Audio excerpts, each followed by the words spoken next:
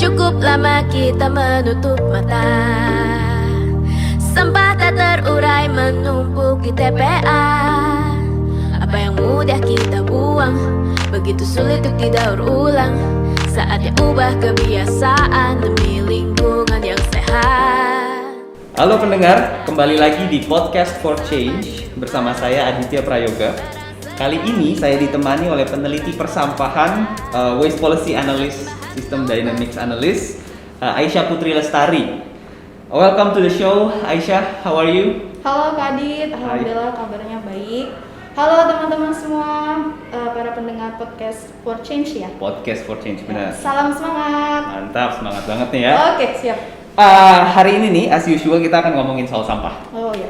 Tapi specifically kita mau bahas soal sampah di masa pandemi COVID-19 ini. Setahu aku Aisyah udah meneliti terkait karakteristik timbulan sampah COVID-19 ini sejak tahun lalu ya. Iya benar. Pas mulai muncul. Nah, Aisyah juga udah mempublish nih hasilnya seperti apa di wasteforchange.com. Nah, mungkin di awal nih sebelum kita membedah lebih dalam, boleh nggak ya dikasih tahu Syah secara umum dan ya singkat aja dulu lah ya. Apa sih yang pertama kali itu kamu melakukan riset ini? Apa yang ingin kamu ketahui? Terus gimana sih kamu cara cari tahuinnya dan apa aja nih yang kamu temuin? Oke. Mungkin bisa share dulu ya. Boleh. Ini teman-teman kalau ingin tahu bisa langsung cek juga di website.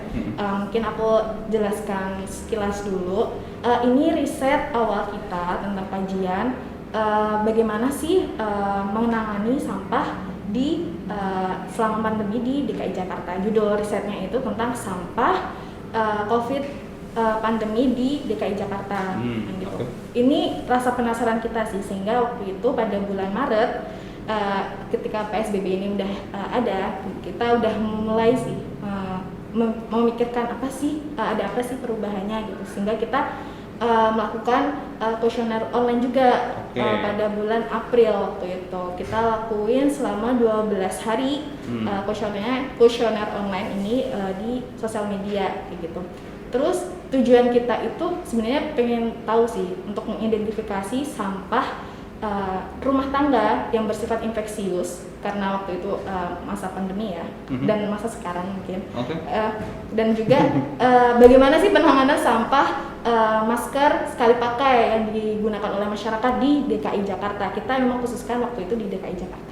Jadi skopnya DKI Jakarta. Nah, apa aja sih yang kamu temuin dari hasil riset ini? Karena kita melakukan kuesioner online, selain itu juga kita melakukan pengumpulan data ya, baik itu studi literatur dan juga mendengarkan webinar-webinar yang telah dilakukan oleh pemerintah dan juga banyak-banyak kegiatan lainnya juga yang namanya itu juga banyak yang bisa kita ambil, bisa kita analisis, baik itu dari segi perubahan kebiasaan masyarakatnya, kemudian pola kebiasaan menggunakan maskernya, kemudian sampahnya itu timbulannya bagaimana, meningkat atau menurun gitu. Dan juga yang sudah dilakukan oleh pemerintah tuh bagaimana sih gitu. Kayak gitu. Mungkin kalau ingin lebih penasaran kita lebih jelas. Oke, yuk kita lanjut aja, kita langsung bedah. Work from office atau work from home terhadap sampahnya sendiri kan jumlah orangnya tetap sama, mereka beda aja tempatnya gitu. Secara memang kenyataannya kalau kita menghitung timbulan sampah itu kan satuannya dalam kilogram per orang ya, per hari. Kita ingin tahu nih, apakah ada perubahan timbulan dari kilogram per orang per hari itu dari perubahan kebiasaannya. Nah, kita tahu PSBB ini mewajibkan para pekerja atau masyarakat untuk mengurangi kegiatannya di luar rumah, salah satunya dengan mewajibkan melakukan WFH, work from home. Dan ada juga sebagian melakukan WFO juga. Nah, dari sini kita ingin telusuri nih, apakah sih ada perubahan yang signifikan timbulan sampah baik ketika mereka lagi bekerja di rumah maupun bekerja di kantor seperti biasa, kayak gitu sih. Kita ingin tahu, makanya kita melakukan kuesioner, menyebarkan survei online di masyarakat DKI Jakarta. Dan perubahannya apa tuh? Nah, kebanyakan lebih dari 75% warga Jakarta itu melakukan WFH. Dan jenis pekerjaannya apa aja, baik ada freelance, ada yang mahasiswa, dosen, melakukan kegiatannya di rumah. Kemudian ada juga pegawai negeri yang mulai melakukan pekerjaan di WFH juga. Tapi untuk 30%-nya dari warga DKI Jakarta itu tetap melakukan kegiatan WFO nih di kantor, dan juga ada juga yang seperti Gojek dan kawan-kawan tetap melakukan kegiatannya di luar rumah gitu sih. Oke.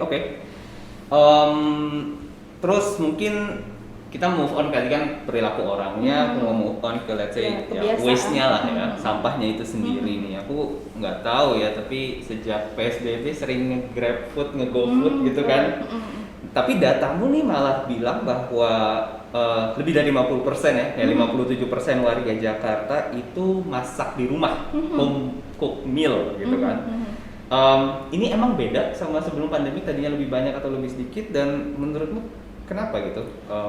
Jadi sering di rumah, jadi sering mau nyoba masak atau gimana nih ya? Relasinya sama sampah gimana?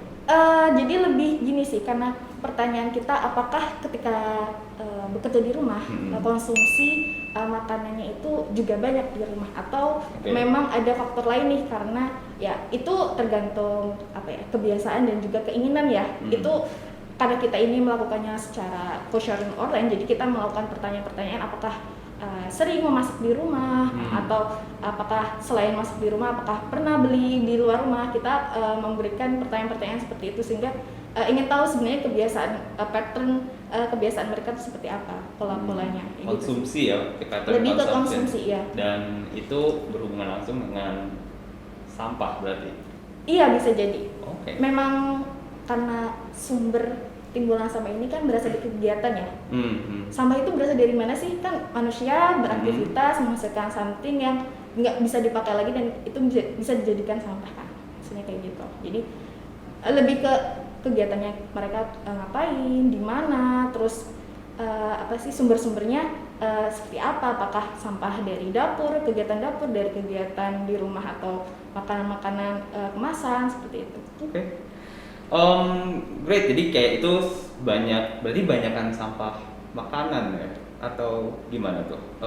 Kayak orang lebih sering masak di rumah, berarti kitchen waste-nya jadi lebih banyak? Atau jadinya sampah packaging makanan GoFood, GrabFood juga nggak naik secara signifikan? Jadi sebenarnya ketika kita GoFood, Grab, biasanya kan kita beli berdasarkan porsi ya. Nah, porsi itu ya berarti dari luar itu memberikan porsi sesuai dengan masing-masing. Nah, kita sebagai konsumen biasanya ya makan sesuai dengan porsi, atau porsi itu kelebihan atau kekurangan. Itu yang bisa jadi sampah food waste dari yang kita konsumsi dari GoFood atau Grab kayak gitu ya. Kita itu ya branding banget ya. Kemudian terus untuk sampah organiknya sendiri ini aku lebih mention ke sampah dapur sih. Jadi karena sampah dapur ini dari awal sampai akhir kayak kita tahu kita harus persiapkan bahan-bahan makanannya ya, dan ini yang membuat banyak sampah organik yang ada di rumah dari proses pembuatannya.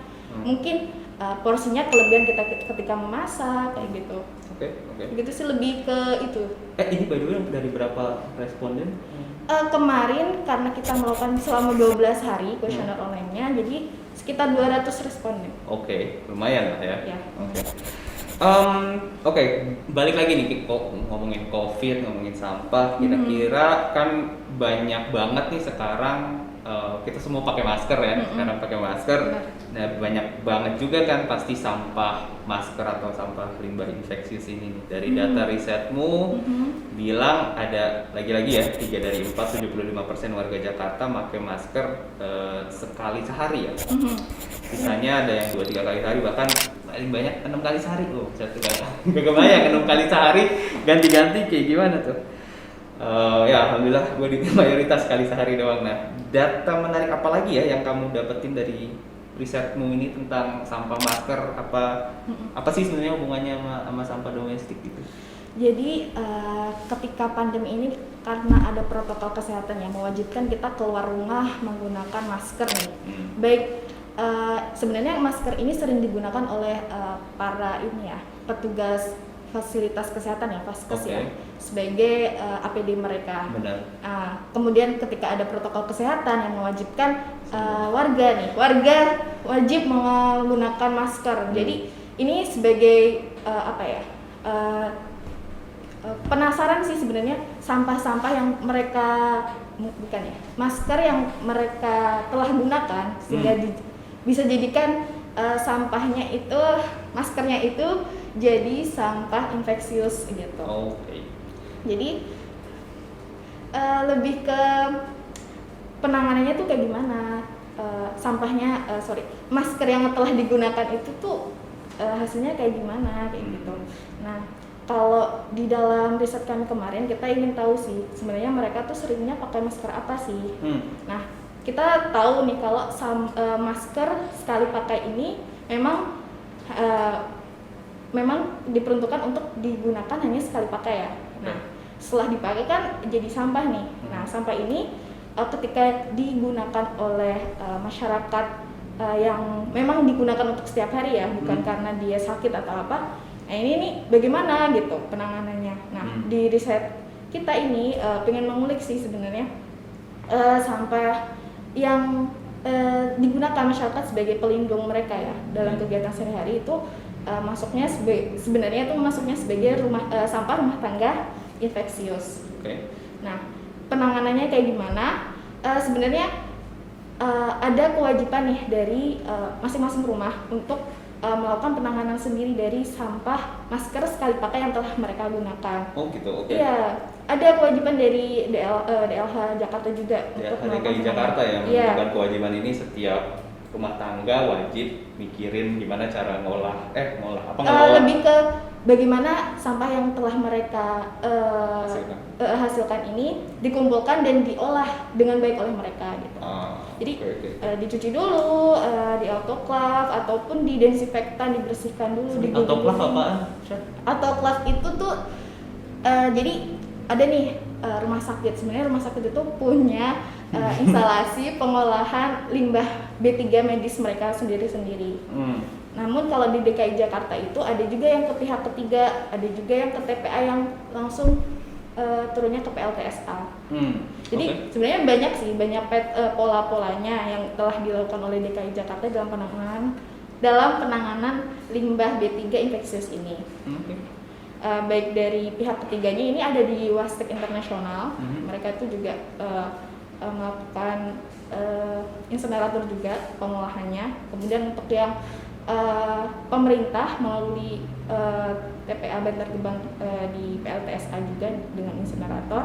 Nah, ada juga yang dari rumah sakit masing-masing dan juga itu juga menggunakan insenerator di masing-masing. Jadi ada yang onsite, ada yang offsite gitu. Ada yang di dalam rumah sakit, ada yang di luar rumah sakit, dan ada juga yang offsite itu dengan menggunakan pihak ketiga gitu. Oke.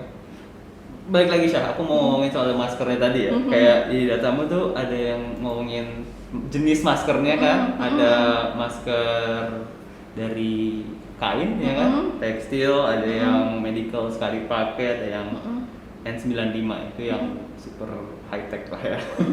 Nah, itu kok aku ngeliat malah datanya banyaknya sampah yang kain ya? Padahal kan harusnya bisa dipakai ulang, dicuci atau gimana tuh? Kenapa bisa kayak gitu ya datanya? Bukan sampah maskernya ya, tapi masker yang sering digunakan oleh masyarakat itu apa aja gitu. Jadi setelah ada PSBB, karena ada himbauan juga untuk menggunakan masker kain. Jadi memang sudah banyak warga DKI Jakarta yang memang udah mulai pindah nih dari awalnya pakai masker sekali pakai jadi menggunakan masker kain gitu. Jadi masker kain ini lebih banyak digunakan waktu kita melakukan survei ini. Tapi tetap ada yang menggunakan masker sekali pakai ini atau masker medis. Tapi tetap juga ada juga yang menggunakan masker N95 yang untuk protektif yang lebih tinggi lagi. Gitu. Mungkin fasilitas yang orang yang kerja di bidang kesehatan kali ya, kayak gitu ya. Tapi untuk masker untuk vaskes itu biasanya memang mereka menggunakan ini masker medis gitu ya. Oke. Karena memang setelah digunakan di fasilitas kesehatan ini udah mau punya instalasi pengolahan limbah B3 medis mereka sendiri sih, jadi lebih itu. Nah, menurutmu kenapa tuh ya banyak orang yang pakai kain? Apakah itu emang awareness kita meningkat jadinya tahu soal reusability, atau emang lebih affordable aja gitu yang kain? Sekarang karena kita tahu masker kain ini lebih yang pertama lebih ramah lingkungan karena kita mengurangi sampah masker sekali pakai tadi. Yang kedua, jenisnya ini mudah dipakai, mudah dicuci gitu dengan pola-pola yang menarik juga, dan safety-nya juga banyak yang sudah ada standarnya ya, ada lapis 2, lapis 3 yang memang sarananya untuk melindungi kita juga lebih bagus juga gitu. Oke, kita ngomongin udah kayak maskernya udah lebih tadi udah ngomongin sampah rumah, sampah makanan gitu kan, terus ngomongin sampah COVID. Kalau as a whole nih komposisi sampahnya kind of zoom out lah, melihat zoom out gitu. Kamu nih di sini di risetnya menemukan bahwa peningkatan jenis sampah paling tinggi ada di sampah organik ya, kitchen yang termasuk kitchen waste dan organic waste, diikuti dengan plastik, and obviously ada medical waste-nya lah gitu ya.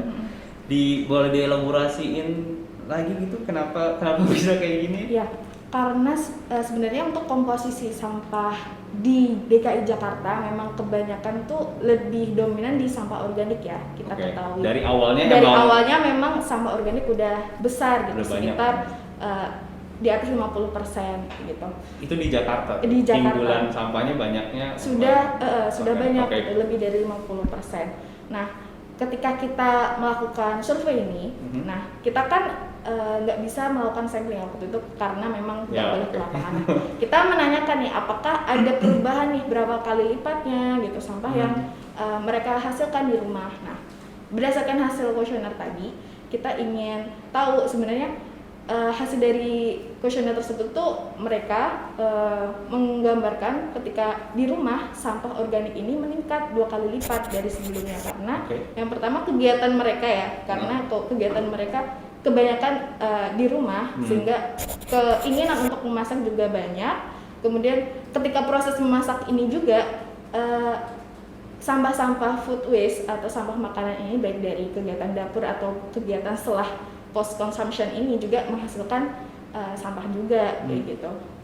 Terus kegiatan orang-orang juga sering di rumah ini sering bersih-bersih rumah, bersih taman dan juga bersih rumah mereka lah yang rumput-rumput, dan ini memberikan gambaran kalau ya ini berarti sampah organik juga meningkat karena kegiatan mereka di rumah gitu sih. Oke, Syah, tapi how does it explain peningkatan yang di plastiknya itu sendiri? Tadi kan ngomongin. Iya, kan tadi udah menjelasin tentang peningkatan yang pertama yang paling besar yang dominan adalah sampah organik. Nah, ini untuk peningkatan kedua ini yaitu sampah plastik sih. Sampah plastik ini dipilih oleh sekitar 20%-an responden memilih kalau memang sampah plastik ini sebagai 2 kali lipat lagi meningkat dari sebelumnya. Alasannya sih banyak ya, karena kita juga mengalami gitu. Kalau berdasarkan riset, ada juga yang bilang kalau dalam 1 bulan biasanya sebelum pandemi ini intensitas kita belanja itu 1-5 nih. Tapi setelah ada PSBB ini bisa mencapai 10 kali lipat gitu. Maksudnya lebih sering belanja di rumah gitu. Sehingga karena kita waktu ada beli-beli online gitu kan biasanya bungkusnya kebanyakan plastik ya. Hampir 90% ada bubble wrap, ada plastik, sehingga sampah plastik ini banyak dihasilkan ketika kita juga ke PSBB waktu itu peningkatannya selain organik juga. Oke. Ya, and obviously sampah masker lah ya banyak juga kan, karena lebih banyak juga orang yang memakai. Nah, tapi kalau gitu berarti tadi peningkatannya itu in terms of volume atau berat atau apa ya?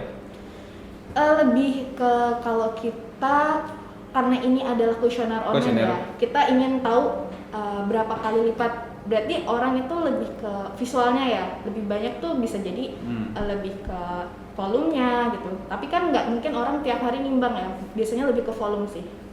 Oh Oke. ini lebih banyak nih dari biasanya. Biasanya sampahnya tiap hari buang ke depan rumah tuh 1 kantong kresek, dan jadi 2 kantong kresek kayak Oke, gitu. oh ya, Kayak oke. gitu. Jadi ini emang penilaian si responden. Respondennya itu Oke, sendiri. oke. Karena kita memang nggak bisa sampling nih waktu pandemi kayak gitu. Nah kita kan melihat nih peningkatan sampah yang ditimbulkan oleh masing-masing rumah tangga lah ya. Tapi kok data jumlah sampah yang diterima sama Bantar Gebang malah menurun ya? Aku ngelihat datanya nih yang normalnya di sini 9.300 ton per hari diterima di Bantar Gebang, pas PSBB turun sampai 6.600 ton per hari. Kok bisa gini ya? Apa orang nyampahnya jadi lebih dikit atau kenapa ya? Yang pertama sih karena aktivitas kita ya yang Oh. sangat terbatas karena ada pembatasan itu, karena Oke. kegiatannya kita lebih fokusnya banyaknya di rumah, sehingga kegiatan yang komersil seperti di hotel, restoran, dan kegiatan-kegiatan di luar rumah ini yang berkurang, sehingga sumber sampah yang memang biasanya dihasilkan oleh kegiatan komersil semakin berkurang. Walaupun ketika timbulan sampah di rumah tangga ini meningkat, kegiatan yang di komersil ini biasanya normalnya ini lebih banyak daripada di rumah, tapi ketika Oke. ada PSBB ini menurun gitu. Oh, jadi karena di Jakarta banyaknya kegiatan komersial kayak gitu, ketika PSBB orang pada di rumah, dia pada nggak datang ke Jakarta gitu ceritanya. Iya kan, Jakarta sebagai pusat kegiatan ekonomi ya, mungkin dari Jabodetabek ya, dari Bogor, Depok, kegiatannya juga pusatnya di situ. Ketika mereka balik di rumah di kota masing-masing, Mereka nggak tinggal di iya Jakarta gitu, gitu ya. kegiatannya Oke, jadi berkurang oke. komersil di sana juga. Berarti ini bisa di-proof dong ya kalau misalnya ternyata timbulan sampah di TPA lain itu naik gitu kan, karena misalnya Jakarta kan dilayani sama Bantar Gebang ya kan, berarti ketika orang yang di rumah di Tangerang misalnya dia nyampahnya bukan ke Bantar Gebang, dia nyampahnya ke Cipecang ya, TPA Cipecang. Itu kelihatan nggak sih dari TPA lain naik? Kalau dari TPA lain, laporannya sih kebanyakan mereka juga menurun ya. Oh, dia menurun juga. Iya, kebanyakan menurun karena sebenarnya kegiatan yang menghasilkan sampah ini kan nggak hanya di rumah tangga ya. Normalnya ada dari kegiatan non rumah tangga seperti restoran, horeca sih, hotel, restoran, kemudian Cafe. juga kegiatan-kegiatan lainnya seperti sekolah, universitas juga banyak kegiatannya sebenarnya. Tapi kebanyakan laporan dari mereka mengalami penurunan sih untuk sampah di Malah penurunan Iya. juga. Jadi kemana sampahnya kayak? Itu emang karena timbulan ketika kegiatannya normal itu emang timbulannya ternyata naik karena kita melakukan sesuatu secara masif, terus pas melakukan secara individu jadi dikit-dikit, atau menurutmu gimana? Atau mungkin ada kemungkinan juga sampahnya nggak kekumpul, bocor gitu? Menurutmu kayak gimana tuh? Bisa jadi banyak faktor yang mempengaruhi kenapa sih sampah yang di TPA ini semakin berkurang. Salah satunya karena kegiatan tadi. Yang kedua karena kegiatan operasionalnya yang belum optimal gitu. Iya. Karena belum terkumpul dengan baik, dari pengangkutannya bekerjanya kan nggak full ya. Biasanya ada shift-shiftan, mungkin ada sampah yang nggak terangkut, atau mungkin orang yang nggak ingin riweh atau ribet gitu yang membuang sampah diangkut tiap hari, dibuanglah ke lingkungan secara bebas. Banyak ataupun masih ada stereotip orang yang ya udah dibakar aja. Banyak peluang yang menyebabkan sampah di TPA ini ketika PSBB ini berkurang gitu. Oke ya. Jadi kita emang masih banyak banget lah ya Iya, PR-nya. iya. Karena ini sampah itu kan berkaitan dengan perilaku ya, perilaku kita gitu. PSBB ini juga karena kita new normal ya, kebiasaan kita tiba-tiba diubah gitu oleh kebijakan untuk nggak melakukan banyak hal gitu di luar rumah, untuk melakukan kegiatannya di rumah. Dan mungkin ini menjadi kebiasaan baru bagi kita gitu. Oh jadi ada kegiatan-kegiatan yang mungkin banyak menghasilkan sampah di rumah, tapi ada kegiatan yang di luar rumah yang nggak banyak menghasilkan sampah juga, terus kayak ternyata banyak ya sampah kita itu kayak ya mungkin dari itu ada pemikiran untuk mungkin ada sebagian yang melakukan composting gitu di rumah kayak gitu. Banyak nggak yang berubah jadi kayak oh iya nih mungkin ya kalau aku jadi orang kayak di rumah gitu, terus lebih banyak di rumah, terus lebih sadar kayak oh ternyata banyak juga ya sampah yang gue hasilkan, gue harus mikir untuk lebih responsibel nih gitu. Terus ya lainnya kayak nyari-nyari bang sampah di mana atau kayak cara composting kayak gimana, itu ada di riset kamu juga nggak sih soal kayak gitu? Kalau untuk kebiasaan untuk pengelolaan sih kita belum sampai situ ya. Kemarin tuh kita ingin tahu kebiasaan masyarakat sampahnya tuh berapa kali lebih banyak. Tapi kalau dari sepengetahuan saya, banyak orang yang karena sekarang gara-gara pandemi jadi ingin berkebun gitu, karena ingin mengelola hasil composting mereka untuk di kebun mereka gitu. Sih banyak sih dari mereka juga yang melakukan itu juga. Hopefully lebih banyak pendengar yang melakukan ini juga. Iya, mungkin juga. Atau sekarang lagi melakukan juga, sekarang jadi kebiasaan juga menanam. Ya, namanya new normal, hopefully for the better kan normalnya. Benar.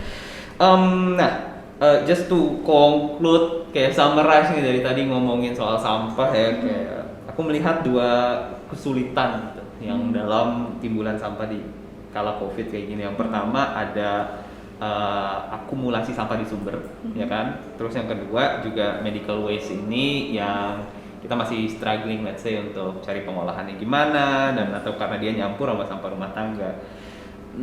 Dari riset ini kan adalah kayak aku bisa baca di risetnya, tapi menurutmu dampaknya ini tuh ke siapa dan apa aja sih sebenarnya, dari pertama akumulasi tadi sama akumulasi sampah dari sumber di rumah tangga sama medical waste-nya. Apa aja sih dampaknya ke siapa dan sebenarnya apa aja dampaknya? Oke. Sebenarnya untuk sampah medis itu sendiri kan biasanya dihasilkan oleh kegiatan fasilitas kesehatan ya teman-teman. Nah, di sini di riset kita itu kita ingin lebih fokus ke sampah masker sekali pakai yang sempat mereka pakai di rumah gitu. Kita ingin tahu sebenarnya dampaknya seperti apa sih gitu. Apakah banyak, bagaimana mereka mengelolanya gitu. Ternyata dari riset kita memang ada kenaikan nih dari tadi yang udah aku jelasin gitu. Dari timbulan sampahnya juga meningkat gitu. Dampaknya ketika kita nggak menangani sampah medis atau sampah infeksius yang berasal dari rumah tangga, salah satunya dari masker sekali pakai ini tidak ditangani atau dibuang sembarangan oleh kita gitu untuk diangkut oleh petugas. Nah, ini yang bisa jadi memberikan dampak kesehatan atau sanitasi kita mungkin berkurang dari situ gitu. Nah, salah satunya banyak sih tips dari KLHK maupun DLH juga untuk memberikan penanganan baik dari sampah infeksius dari rumah tangga maupun dari vaskes itu sendiri. Kalau dari rumah tangga sendiri sebenarnya udah ada anjuran ya, anjurannya untuk dicuci dulu atau dipotong agar tidak didaur ulang lagi oleh orang lain. Kemudian dikemas dengan warna yang berbeda. Kalau di Jakarta tuh waktu itu warnanya kuning dan ada label B3-nya.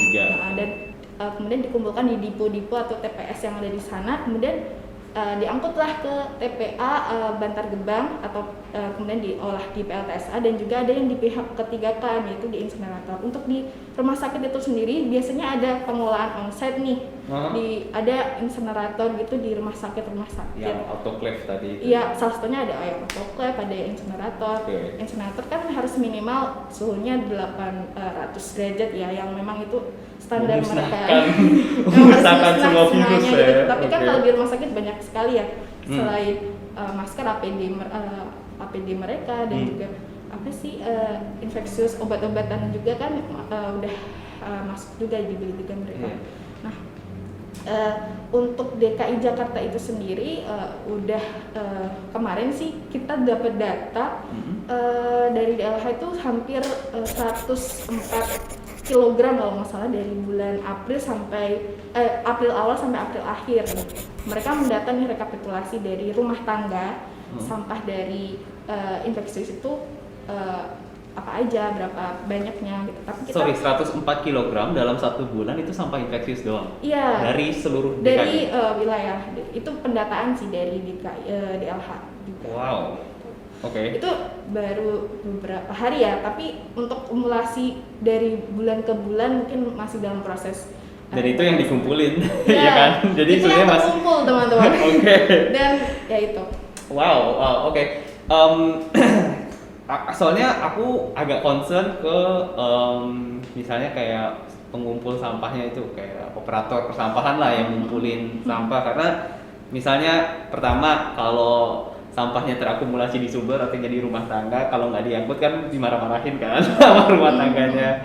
Yang kedua juga safety-nya mereka sendiri tuh, kalau ya kita nggak bisa inilah memungkiri bahwa sampah infeksius ini bisa tercampur sama sampah domestik. Kalau misalnya di kita kan dipilah-pilah, nah itu gimana? Kemarin kan sempat ada nih, kita nanya juga waktu itu, kita sempat dengerin webinar dari DLH.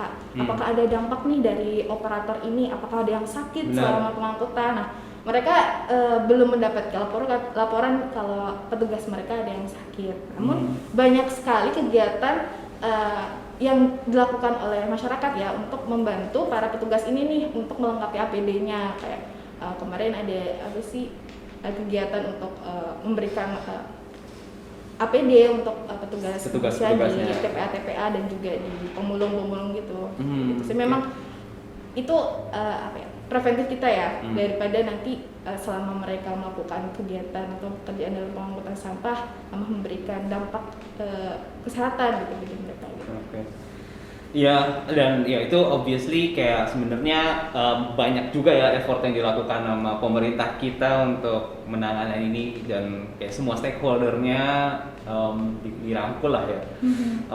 Aku cuman pengen summarize nih dari riset kamu juga. Aku ngelihat effort dari pemerintah tuh mengeluarkan surat edaran KLHK, sama DLH mengeluarkan surat edaran, terus ada diikuti sama instruksinya kepala DLH, ya kan? Iya, benar.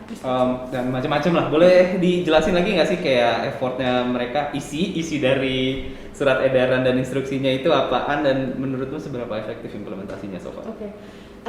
Sebenarnya kalau dari KLHK itu sendiri ada nih surat edaran dari mereka pada tanggal 24 Maret kalau nggak salah tahun 2020. Mereka memberikan nih panduan surat edaran kepada seluruh ya, dipegang seluruh kepala daerah di seluruh Indonesia untuk menangani sampah infeksius baik dari vaskes dan juga dari rumah tangga gitu. Bagaimana caranya? Sebenarnya ada di situ bagaimana prosesnya, apa saja sampah yang termasuk B3 infeksius dan juga B3 dari rumah tangga gitu.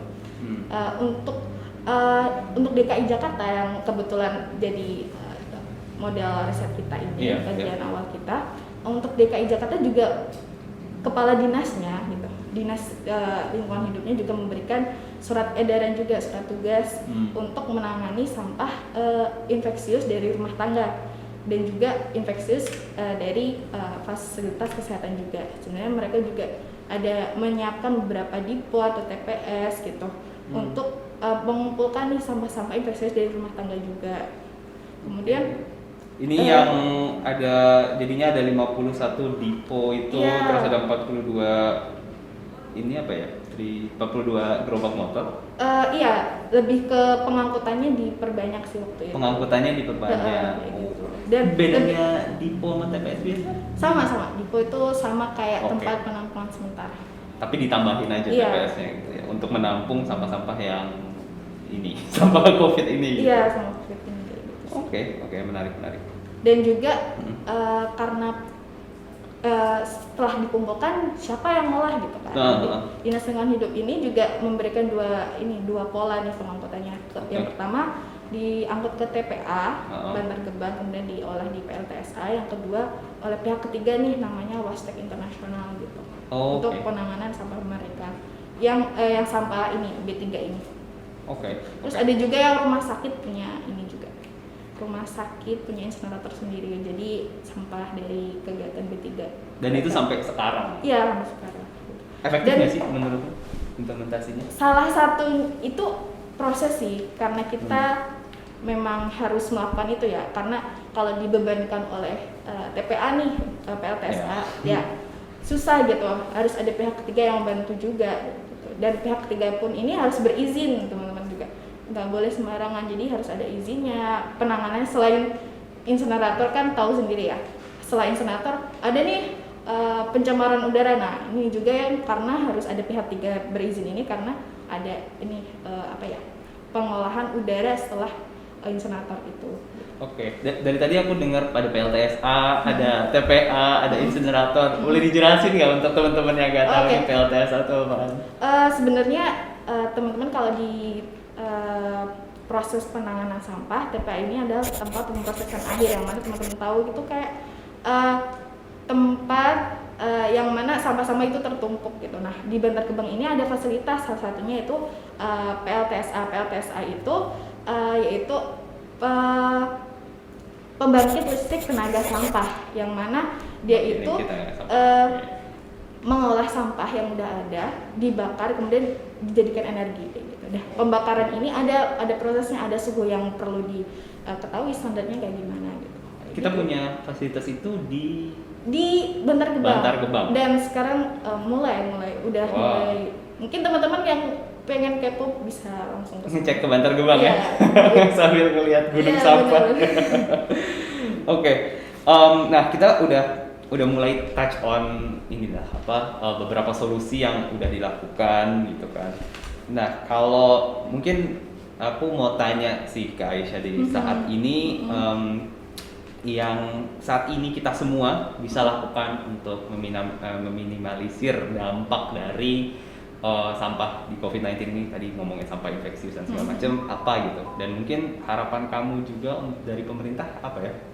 Iya, yang pertama sebenarnya dari kita sendiri ya, karena kita yang mengetahui apa yang kita hasilkan ya. Kalau memang kita bisa nih mengurangi sampah yang kita hasilkan dari rumah, baik dari merubah kebiasaan kita gitu. Untuk makan, kita coba nih makan sesuai dengan porsinya gitu, tidak berlebihan.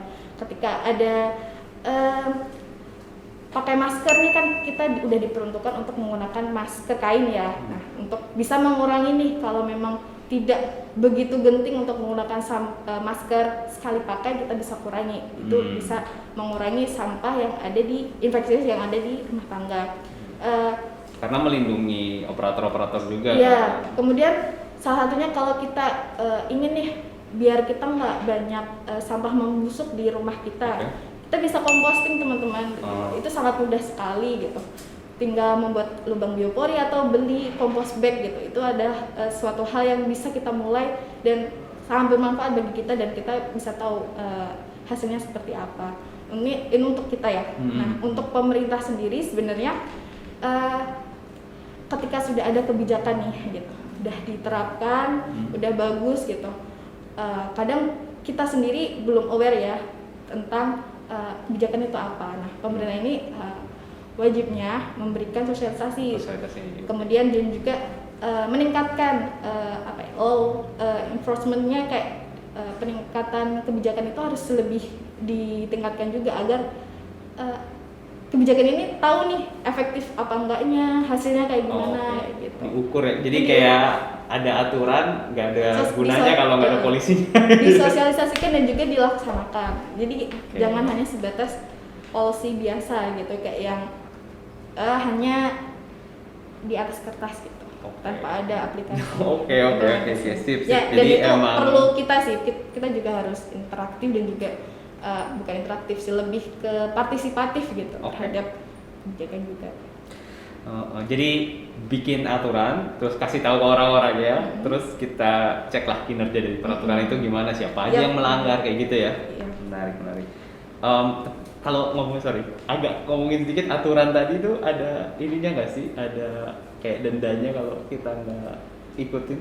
Nah, itu sih karena ini tadi kebijakan yang telah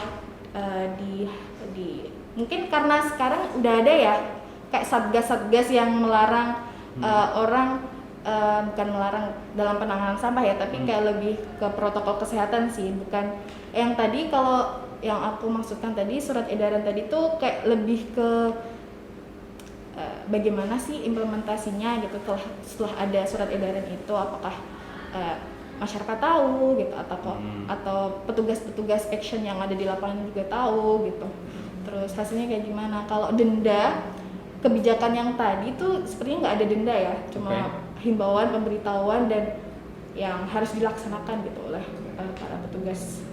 Tapi dari awal emang udah ada denda kalau kita buang sampah sembarangan kan? Iya teman-teman, sebenarnya kita belum itu ya, belum takut gitu akan denda yang diberikan oleh pemerintah karena memang belum ada action. Kalau kita buang sampah nih langsung didenda nggak? Belum ya, belum sampai situ. Belum sampai sana ya. Ada proses kayak gitu ya untuk lebih meningkatkan kebijakan dengan mengaktifkan kembali insentif itu kayak gitu, kayak denda-denda seperti itu. Iya. Nah, kayaknya kita masih bisa ngobrol lebih panjang lagi, tapi tentu kita dibatasi waktu juga nih. Sebelum aku tutup, ada nggak sih dari tadi Aisyah dari riset COVID-19, sampah COVID-19 ini yang dari tadi pengen dibahas tapi nggak sempet kebahas-bahas, atau mungkin ada sesuatu yang pengen kamu sampaikan ke pendengar? Oke. Jadi teman-teman, sebenarnya riset ini itu sebagai kajian awal, sebagai rasa penasaran kami ya di Waste for Change, sebagai bagaimana sih penanganan atau kondisinya sampah ketika pandemi itu seperti apa gitu. Ini kajian awal kita, dan kita ingin mengembangkan lagi. Memang kalau memang ada review atau juga masukan dari teman-teman tentang data-data atau kondisi-kondisi yang telah berubah gitu, dari karena ini kita melakukannya di awal PSBB, mungkin sekarang akan mungkin berubah. Kita udah PSBB keberapa kali juga. Mungkin namanya juga bukan PSBB lagi gitu ya.